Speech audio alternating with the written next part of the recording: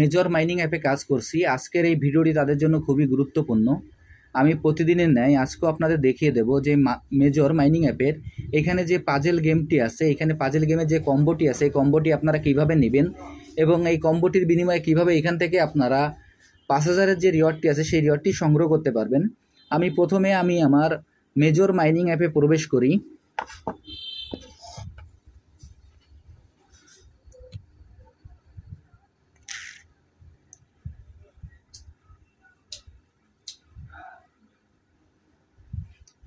Major mining অ্যাপে প্রবেশ করার পর এখানে যে গেম অপশনটি আছে, আমরা এই গেম অপশনে ক্লিক করব।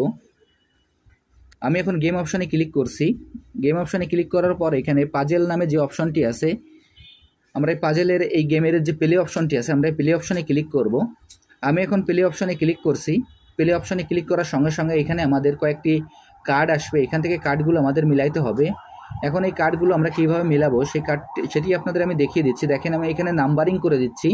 আমি এখানে যেভাবে আপনাদের নাম্বারিং করে দিচ্ছি, আপনারা একইভাবে এই কাজটি করে ফেলবেন। তাহলে এইখান থেকে আপনারা খুব সহজেই 5000-এর রিওয়ার্ডটি আপনারা সংগ্রহ করতে পারবেন। দেখেন, 1 2 3 4। এইখানে আমি আপনাদের যেভাবে দেখিয়ে দিলাম 1 2 3 4, এখানে 1 যেটা দিলাম সেটা প্রথমে ক্লিক করবেন, এরপরে 2, তারপরে 3, তারপরে 4, এইভাবে আপনারা ক্লিক করবেন। দেখেন, আপনাদের এখন আমি সরাসরি দেখিয়ে দিচ্ছি। 1 2 3 4। এইখানে এই কার্ডটি মেলানোর পর নিচে দেখবেন যে একটি চেক অপশন আছে। আমরা চেক অপশনে ক্লিক করব। আমি এখন এই চেক অপশনে ক্লিক করছি।